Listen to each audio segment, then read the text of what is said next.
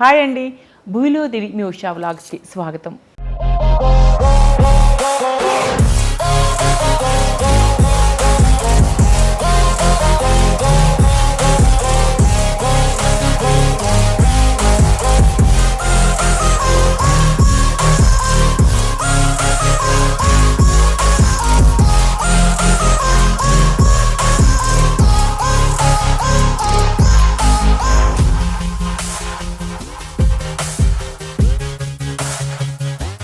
అమ్మా, ఇప్పుడు ఒక ఆడపిల్ల, ఒక పసిపాపగా, ఒక అమ్మాయిగా, ఒక యువతిగా, ఒక మహిళగా, ఒక వృద్ధురాలిగా అన్ని దశలు కూడా ఆమె అనుభవిస్తుంది కదా అమ్మ.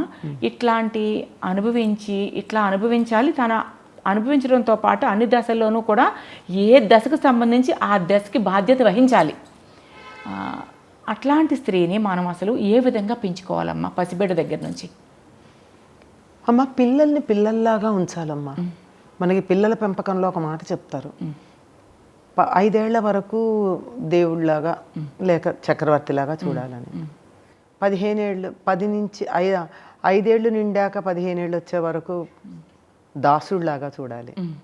ఇది అబ్బాయిలకి అమ్మాయిలకు కూడా వర్తిస్తుంది. 16 ఏళ్ళు వచ్చేటప్పటికి మిత్రుల్లాగా చూడాలి. మిత్రుల్లా చూడాలనే దగ్గర మనం చాలా పొరపాటు పడిపోతున్నాం. అబ్బాయిలు తండ్రిని పేరు పెట్టి పిలవడం, ఇద్దరు కలిసి కొన్ని అతి చేయకూడదు. కాదు, తండ్రి కొడుకుని మిత్రుల్లా చూడాలి కానీ కొడుకు తండ్రిని మిత్రుల్లా చూడకూడదు. అదొక్కడి గుర్తుపెట్టుకోవాలి మనం. ఇక్కడ పొరపాటు పడుతున్నాం. తండ్రి కొడుకుని ఫ్రెండ్ లాగా ట్రీట్ చేయాలి, అంత మాత్రాన కొడుకు వెళ్ళి తండ్రిని మై ఫ్రెండ్ అని అనకూడదు. అవునమ్మా, మెళకువలు ప్రతి దాంట్లో సరిగ్గా తెలుసుకోకపోవడం వల్ల గొప్ప సిద్ధాంతాలను కూడా మనం చాలా దుర్వినియోగం చేసుకుంటున్నాం. ఈనాటి సినిమాల్లో మనం నాన్నని అమ్మని పేర్లు పెట్టి పిలవడం, వేళాకోళాలు చేయడం, వెక్కిరింతలు ఇవి ఉంటాయి. కానీ తండ్రి కొడుకుని చెయ్యొచ్చు, కానీ కొడుకు తండ్రిని చేయడం చూపించకూడదు. అది ఆ తేడా, రెండిటికి తేడా ఉంది. ప్రవాహం ఎప్పుడు పైనుంచి కిందకు ఉంటుంది కానీ కింద నుంచి పైకి ఉంటుంది. ఆ సంగతి ఒకటి అర్థం చేసుకోవాలి. కనుక ఇది ఆడపిల్లలైనా మగపిల్లలన్నా పాటించవలసినటువంటి నియమాలు ఇట్లా ఉన్నాయి. అందుకని 5 ఏళ్ల వరకు వాళ్ళు ఏం చేసినా పర్వాలేదు, వాళ్ళని చాలా గారాబంగా ముద్దుగా వాళ్ళకి కావాల్సినట్టు. ఎందుకంటే వాళ్ళకి తమంతట తాము ఆలోచించగలగడం కానీ చెప్పగలగడం కానీ ఉండేది కాదు. ఇదంతా పూర్వకాలం మాటమ్మా. ఇప్పుడు 6 నెలల పిల్లలకి చేతికి మనం సెల్ ఫోన్లు ఇచ్చిన తర్వాత 5 ఏళ్ల దాకా దేవుళ్ళల్లా చూడాల్సిన పని లేదు. ఎందుకంటే ఫోన్ ఇవ్వకపోతే పేచీ పెట్టి నోరు తెరవక, అన్నం తినక, పడుకోక చేసేటటువంటి పరిస్థితులు వచ్చాక చాలా చక్కగా స్వచ్ఛమైన వాతావరణంలో పెరిగినప్పటి మాటలు అవి. ఇప్పటి వాళ్ళని కొంచెం జాగ్రత్తగానే చూసుకోవాల్సిన అవసరం ఉంది. అంచేత 5 ఏళ్ళు అనే నియమం గట్టిగా పెట్టద్దు. వాళ్ళకి ఎప్పుడైతే ఊహ తెలిసి పేచీలు పెట్టడం మొదలు పెట్టారో అప్పటి నుంచే అని అర్థం. ఆ తర్వాత దాసుళ్లాగానే చూడాలి, పని వాళ్ళని చూసినట్టు చూడాలి. పని వాళ్ళని చూసినట్టంటే తండ్రి ఏం చెప్తే, తల్లి ఏం చెప్తే అది వినాలి. వాళ్ళు క్రమశిక్షణ రావాలి, పనులు చేయడం నేర్చుకోవాలి. రేపు పొద్దున మానేయచ్చు, కానీ పని అంటూ తెలియాలి కదా. నీకు ఈ పని ఎట్లా చేయాలో తెలియకపోతే నీ దగ్గర 100 మంది పని వాళ్ళు ఉంటే కూడా నీకు ఆ పని వాళ్ళు సరిగ్గా చేశారో లేదో తెలియదు. నువ్వు పెత్తనం చేయడానికి కావలసినటువంటి అధికారం ఏమిటో తెలుసా? ఆ పని నీకు తెలిసి ఉండడం. అవునమ్మా, వంట ఎట్లా చేయాలో తెలిస్తే నువ్వెక్కడ తప్పు చేసావో చెప్పగలం. అసలు మనం మోసపోకుండా కూడా ఉండగలం. మోసపోకుండా పని బాగా రాబట్టుకోవడానికి చేతవుతుంది. కనుక నువ్వు చేస్తావని కాదు, తెలిసి ఉండాలి. గనక ప్రతి పని చేయడం నేర్పాలి. ఈ రోజుల్లో మనకు కనపడేటటువంటి చాలా పెద్ద పొరపాటు ఏమిటంటే, పూర్వం 4-5 పిల్లలు ఉండేవాళ్ళు బాగుండేది, ఇప్పుడు 1-2 పిల్లలు ఉంటున్నారు.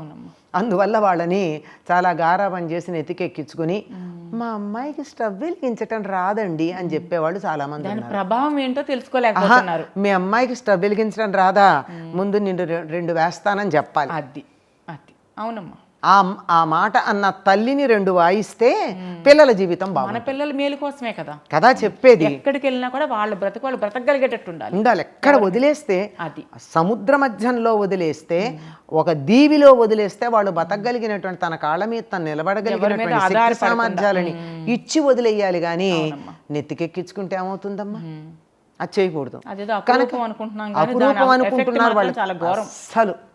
అస్సలు అవట్ల వాళ్ళనేమో ఎలాంటి కుండీలో మొక్కల్లా పెంచుతున్నారు తప్ప పొలంలో నేలలో మొక్కల్లాగా పెంచట్లా. ఒక్క పూట నీళ్లు పోయకపోతే వాడిపోతాయి కుండీలో మొక్కలు. నేల మీద మొక్కలకి ఎన్నాళ్ళు నీళ్లు పోయకపోయినా వాటికి అవే గ్రహించుకుంటాయి, బతికుంటాయి. నేను చెప్తూ ఉంటా, ఫారం కోళ్ళల్లా పెంచకండర్రా అని. ఒక్క పూట టెంపరేచర్లో తేడా వస్తే మొత్తం కోళ్ల ఫామ్లో ఉన్న కోళ్ళన్నీ ఏమైపోతాయో మనకి తెలుసు. అట్లా కాదు, చక్కగా తన కాళ్ళ మీద తను నిలబడేటట్టుగా ముందర వాళ్ళకి అది నేర్పించాలి, ఆ రకంగా పెంచాలమ్మా. కనుక చిన్నతనంలో తల్లిదండ్రులు చెప్పినట్టు వినాలి. కొంచెం ముద్దు గారాబం ఉండాలి, కానీ నేను ముద్దు చేయించుకునేటట్టుగా ఉన్నానా లేదా అన్నది ఉండాలి. కొంతమంది పిల్లల్ని ముద్దు చేస్తాం, ఎంత ముద్దు చేసినా వాళ్ళు అల్లరి చేయరు, మాట వింటారు. ముద్దు చేయించుకుంటారు, ముద్దు చెయ్యాలనిపిస్తుంది వాళ్ళని, అట్లా ఉంటారు పద్ధతిగా. ఎంత ముద్దు చేసినా వాళ్ళు ఏమీ అతిక్రమించరు. అట్లా ఉండేటట్టుగా ఉండాలి చిన్నప్పుడు. తర్వాత చక్కగా ఒక దాసీలాగా పనులన్నీ నేర్చుకోవాలి. అబ్బాయి అయినా అమ్మాయి అయినా సరే అన్నీ నేర్చుకోవాలి, అన్ని పనులు చేయడం రావాలి. ఆ తర్వాత తనంతట తాను సొంతగా ఆలోచించడం నేర్చుకోవాలి 16 ఏళ్ళు వచ్చాక.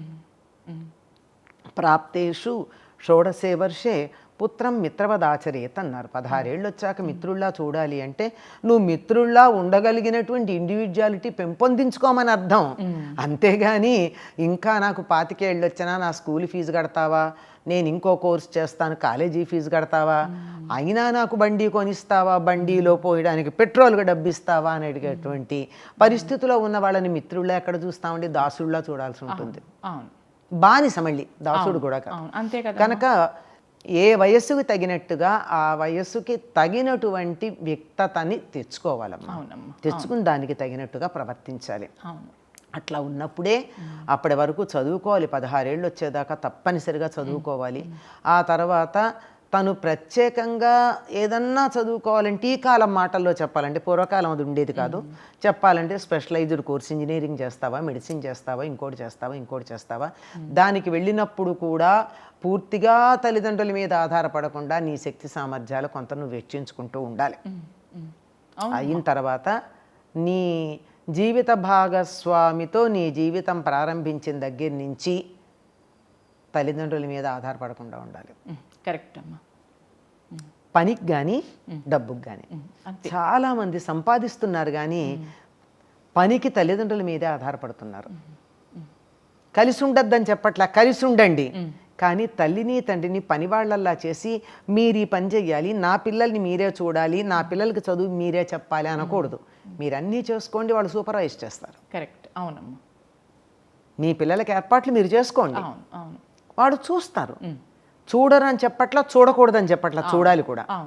ఇది అయిన తర్వాత పిల్లల్ని చాలా బాగా పెంచిన తర్వాత వృద్ధాప్యం వచ్చిన తర్వాత ఎలా ఉండాలి అంటే పిల్లలకు అవసరమైనప్పుడు తగినటువంటి సహాయం చెయ్యాలి. వాళ్ళు అడిగితే, అండర్లైన్, వాళ్ళు అడిగితే, లేకపోతే వాళ్ళ జీవితాల్లో ఇంటర్ఫియర్ కాకూడదు. ఇది వానప్రస్థాశ్రమం అంటారు. అవునమ్మా. అంటే ఇక్కడే ఉంటాం, వాళ్ళతోనే ఉంటాం. నాకు ఇది సలహా చెప్పండి అంటే చెప్పాలి, నాకు ఈ పని చెయ్యండి అంటే చెయ్యాలి.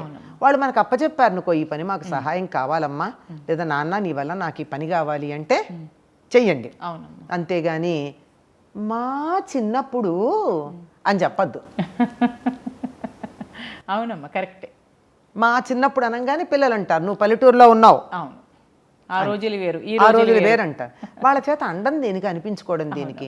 ఆయన ఇంకోటి, వాళ్ళు అన్నారని వాళ్ళని తప్పు పట్టడం కాదు, వాళ్ళు అనే పరిస్థితి తేకూడదు. అసలు అప్పటికి ఇప్పటికి పోలిక ఏమిటమ్మా? అప్పుడు ఎలా ఉంది? ఒక ఊరు నుంచి ఒక ఊరు వెళ్ళాలంటే ఎంత సమయం పట్టేది, ఇప్పుడు ఒక ఖండం నుంచి ఇంకో ఖండానికి వెళ్ళడానికి ఎంత సమయం పడుతుంది? ఒకప్పుడు 26 గంటలు, ఇప్పుడు 24 గంటల్లోనూ 22 గంటల్లోనూ వెళ్ళిపోతున్నాయంట కదా. మరి అట్లాంటిది పైగా స్పేస్ ల్యాబ్స్ పెట్టుకున్నాం, అక్కడ పనిచేస్తున్నాం, పై చంద్రుడి మీద స్థలాలు అమ్ముతున్నారు కూడాను, కొంతమంది కొనుక్కున్నారు కూడాను. ఇలాంటి పరిస్థితుల్లో మా చిన్నప్పుడు అని చెప్పడం కాకుండా ఇప్పటికి అనుగుణంగా నేను చాలామంది పెద్దవాళ్ళకి చెప్తూ ఉంటానమ్మా, సీనియర్ సిటిజన్స్ ఫోరంకి వాటికి వెళ్ళినప్పుడు మీరు నాస్టాల్జియా మీ ఫ్రెండ్స్తో మాట్లాడుకోవడానికి మాత్రమే, అంతే, వ్యామోహం, అంతే తప్ప పిల్లలకి వాటిని ఇప్పుడు చెప్పకండి, మంచి ఉంటే చెప్పండి. అది వారికి ఉపయోగపడుతుంది అనుకో, వాళ్ళకి ఉపయోగపడుతుందంటే ఇప్పటి కాలానికి కూడా సరిపోతుందంటే చెప్పండి. ఇప్పటి కాలం ఇంకా పలక తీసుకుని రాయి, మేము చిన్నప్పుడు ఇసుకలో అక్షరాలు నేర్చుకున్న నేల మీద ఇసుకో బూడిదో పోసి అని ఇప్పుడు అది చేయిస్తారా మీరు? అవునమ్మా, కరెక్ట్ కాదు కదా.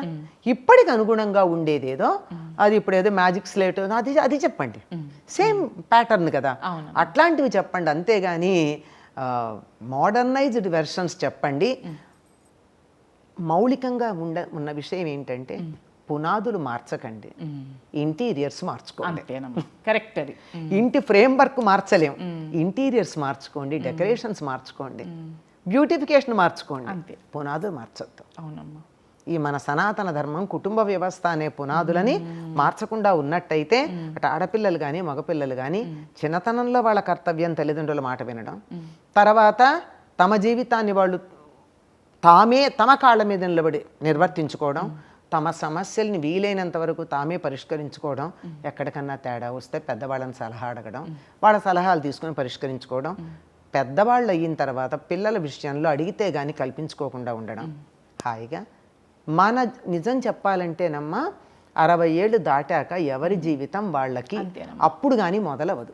కరెక్ట్గా చెప్పారు. ఇప్పటిదాకా వాళ్ళందరి కోసం చేసాం, ఇప్పుడు 60 ఏళ్ళు వచ్చాక ఉద్యోగాలు చేసే వాళ్ళకి ఉద్యోగాల నుంచి రిటైర్మెంట్ వచ్చింది, పిల్లల పెళ్ళిళ్ళు అవి అయిపోయినాయి, నా ఇష్టం ఏమిటో నేను మొదలెట్టుకునే స్వాతంత్రాన్ని పొందుతాం.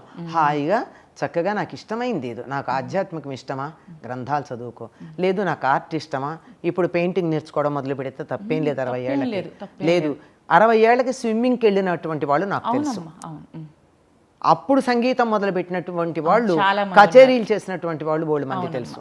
మీ ఇష్టం ఏది ఉందో అది చేసుకోండి, పిల్లలకి ఇబ్బంది కలిగించొద్దు, మీరు సుఖపడండి. ఇన్నాళ్ళు కష్టపడ్డారు, శ్రమ పడ్డారు, మీరు ఇంకా వాళ్ళ జీవితాలు మీకెందుకండి? వాళ్ళ పిల్లల్ని ఎట్లా పెంచాలి మీరు చెప్పేదేముంది? అడుగుతూ ఉంటారు పిల్లలు, అమ్మా అంతంతమంది పిల్లల్ని తాతగారులు వాళ్ళు ఎలా పెంచారమ్మా, మమ్మల్ని మీరెట్లా పెంచారమ్మా అని అడిగినప్పుడు సలహా చెప్పండి. అంతేగాని నేను ఇట్లా పెంచా కనుక నువ్వు ఇట్లా పెంచంటే ఇప్పుడు ఎలా కుదురుతుంది? కుదరదు. కనుక ఆధునికంగా వచ్చే మార్పులని మీరు అంగీకరించక తప్పదు. అంగీకరించారు, పిల్లల్ని అమెరికాలకు పంపించారు, మీరు కూడా వాళ్ళ వంకన వెళ్ళొస్తూ ఉన్నారు అందరూ. మరి అట్లాంటప్పుడు ఇంకా నీకు తలకి ఆమదం రాసుకుని గట్టిగా జడేసుకుని పల్లెటూరు వెళ్ళమని చెప్తే పిల్ల వింటుందా? వినదు. జడ వేసుకోమని చెప్పండి, ఆమదం రాసుకోమని చెప్పద్దు. అది నేను చెప్పాను. బట్టి మారుతూ ఉంటాయి, ఇక మారే వాటిని అంగీకరించండి, బేసిక్స్ మారద్దు. అంతే, బేసిక్స్ మారకుండా మూలాలు అదే అంటున్నా, మూలాలు మారకూడదు, పునాదులు కదలకూడదు, పైన మీ ఇష్టం వచ్చిన అలంకారాలు చూసుకోండి. బ్రహ్మాండం. ఇప్పుడు మనం తెలుసుకున్నాం కదా అండి, ఒక స్త్రీ అయినా పురుషుడైనా కూడా బాల్యం నుంచి వృద్ధాప్యం వరకు కూడా తన బాధ్యతలను ఎలా నిర్వర్తించుకోవాలి సక్సెస్ఫుల్గా. పిల్లల నుంచి, అదే మనం చిన్నగా ఉన్నప్పుడు పెద్దల నుంచి, మనం పెద్దగా అయినప్పుడు పిల్లల నుంచి తిరస్కరింపబడకుండా సక్సెస్ఫుల్గా లైఫ్ని ఎలా లీడ్ చేయాలో మనం తెలుసుకున్నాం కదా.